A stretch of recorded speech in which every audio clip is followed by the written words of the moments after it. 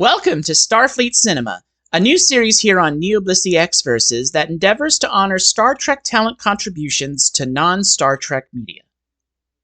For this first episode, I have decided to do a follow-up to my video NeoBlisseyX Versus Once Upon a Studio 1 Year Later, in which I broke down the speaking characters that appeared in the Disney 100th anniversary short film based on whether they were portrayed by original or official actors providing new material, whether a brand new, referred to in the video as complete replacement, actor voiced the character, or whether the character was depicted through archival recordings from the original work the character first appeared in.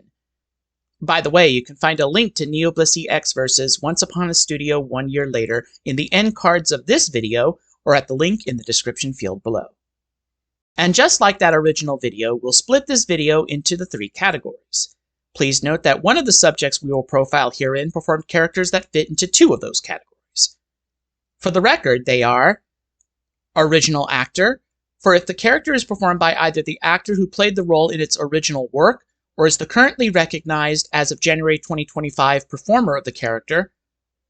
Complete replacement actor, for if the character is performed by an actor different than the original actor due to certain circumstances, such as professional unavailability or the retirement or death of the original actor, and archival recordings, which means exactly what it says on the tin, that the character's appearance in Once Upon a Studio was made possible by the use of archived recordings from the work the character originated from.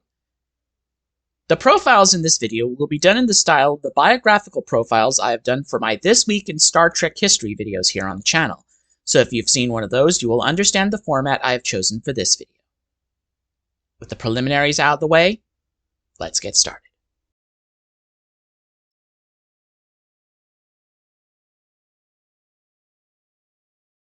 Born in Youngstown, Ohio, United States on November 3, 1952, Jim Cummings is a veteran voice actor who provided the voices for the characters Kestel and Kamath, as well as miscellaneous other voices for the 1997 computer game Star Trek Starfleet Academy.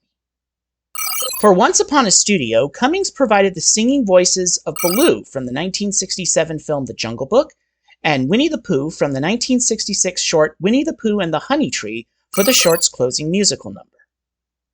In the case of Winnie the Pooh, Cummings has been providing the voice of the character since the initial premiere of the 1988 to 1991 television series The New Adventures of Winnie the Pooh. Archival audio of late original Pooh voice actor Sterling Holloway was also used.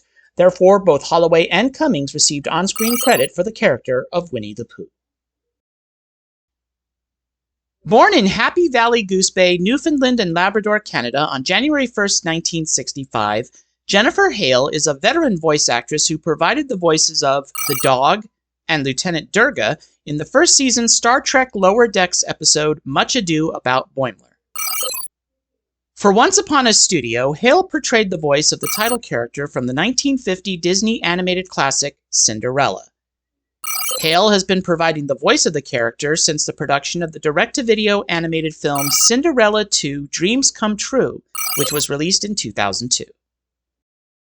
Born in Hayward, California, United States on May 2, 1972, Dwayne Johnson is a retired professional wrestler and actor who guest starred under the billing of his World Wrestling Entertainment ring name The Rock in the 6th-season Star Trek Voyager episode Sunkatse as an unnamed alien, referred to in some sources as the Pandari Champion, who fought 7 of 9 in the titular alien martial arts competition.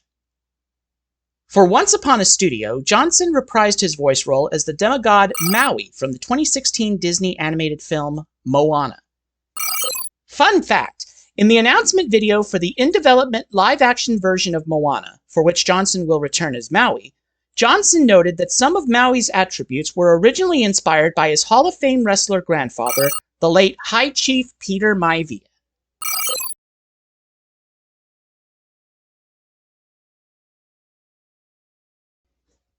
Born in Los Angeles, California, United States on March 27, 1988, Peter Michael is a voice actor who portrayed the voice of Ambassador Spock, replacing the late great Leonard Nimoy in the 2023 video game Star Trek Resurgence.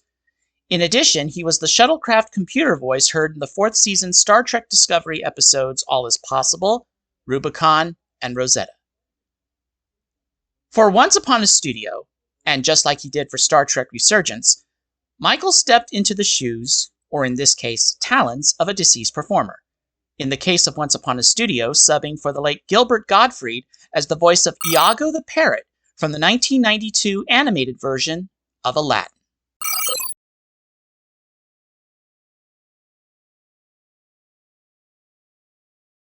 Born in Bedford, New Hampshire, United States on December 1st, 1970, Sarah Silverman portrayed Rain Robinson, a 20th century astronomer who becomes caught up in the USS Voyager's mission to 1996 Los Angeles in the two-part third season Star Trek Voyager episode Future's End. In fact, at one time, Voyager writer-producer Brannon Braga enjoyed Silverman's work on the show so much that he even contemplated making Robinson a series regular character. In 2012, Silverman voiced Vanellope von Schweetz, a character from the in-universe kart racing video game Sugar Rush in the Disney animated film Wreck-It Ralph. Silverman would reprise the role in later related media. Vanellope is seen racing her Sugar Rush kart through the hallways of the Roy E. Disney building in Once Upon a Studio, but Vanellope's cry of excitement was added through the use of audio from Wreck-It Ralph. In case you were wondering, the character in the passenger seat of Vanellope's kart is Dodger from 1988's Oliver and Company, my favorite Disney film, by the way, whose archival vocal audio is credited to original voice performer Billy Joel. Born in Denver, Colorado, United States on March 12, 1946, Frank Welker is a legend in the voice acting field. To put his decades of work in the industry simply, if one were to take the unadjusted for inflation global box office grosses of every theatrically released motion picture Welker performed in and combine it, Welker, at $17.4 billion US, would rank as the fourth highest grossing actor in motion picture history. For Star Trek, Welker performed the vocal screaming effects for Spock in Star Trek III: The Search for Spock, becoming one of 6 actors credited for the role of Spock in the film, and the vocal effects for the cytoplasmic lifeform that attacked B'Elanna Torres in the 5th season Star Trek Voyager episode Nothing Human.